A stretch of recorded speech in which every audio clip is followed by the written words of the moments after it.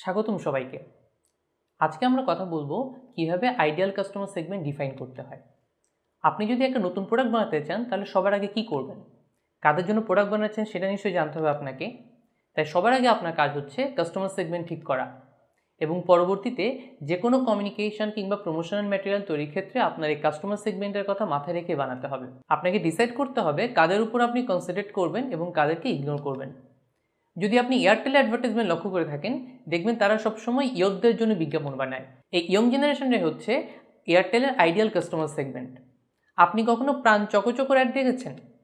সেখানে কিন্তু বাচ্চাদেরকেই প্রাধান্য দেওয়া হয়।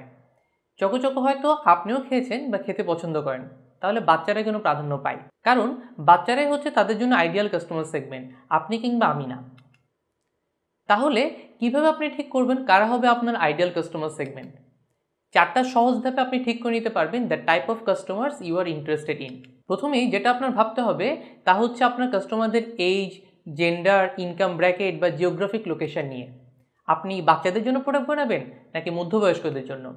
পুরুষদের জন্য বানাবেন নাকি মেয়েদের জন্য নাকি উভয়ের জন্য?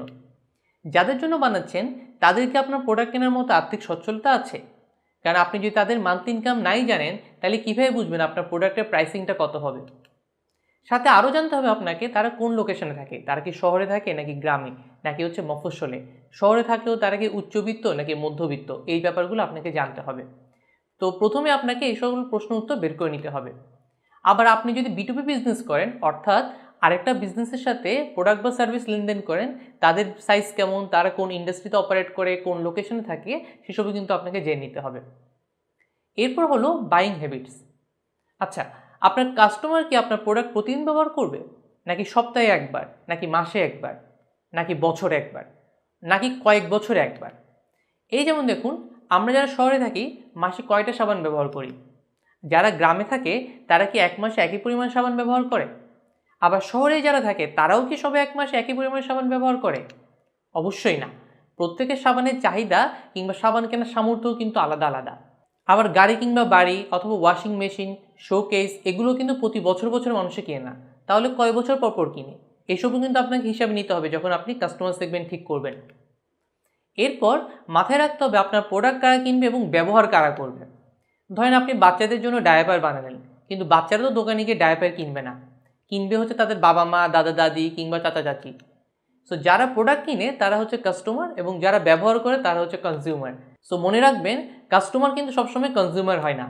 তো সেই জন্য মার্কেটিংয়ের ক্ষেত্রে আপনাকে খেয়াল রাখতে হবে এই কাস্টমার এবং কনজিউমার উভয়ের জন্য যেন ক্লিয়ার কমিউনিকেশন থাকে। এরপর ভাবুন আপনার কাস্টমার কেন আপনার প্রোডাক্টটা কিনতে চাচ্ছে। Is it A lifestyle purchase, যেখানে কাস্টমাররা ফিল গুড ফ্যাক্টর পেতে চায় অথবা সোশ্যাল স্ট্যাটাস বাড়াতে চায়, নাকি সে কোনো প্রবলেমের সলিউশন চাচ্ছে, সময় বাঁচাতে যাচ্ছে অথবা খরচ কমাতে যাচ্ছে, নাকি এটা তার লাইফস্টাইলেরই অন্তর্ভুক্ত অথবা শুধুমাত্র সে শখ করে কিনছে? এইসব প্রশ্নের উত্তরও কিন্তু আপনাকে খুঁজতে হবে। আরেকটা ব্যাপার সাথে সাথে মাথায় রাখতে হবে, এই বাইং ডিসিশনটা সেই ক্রেতা কিসের উপর বেস করে নিচ্ছে, কোয়ালিটি, সার্ভিস নাকি প্রাইস? এই চারটা স্টেপ ফিনিশ করলে আপনি একটা ক্লিয়ার পিকচার পেয়ে যাবেন কারা হবে আপনার আইডিয়াল কাস্টমার। এরপর আপনাকে বুঝতে হবে এই আইডিয়াল কাস্টমারদের কাছে আপনি কিভাবে রিচ করবেন। সাথে সাথে এর থেকে এও ধারণা করতে পারবেন আপনার টার্গেট মার্কেট সাইজটা কত বড়।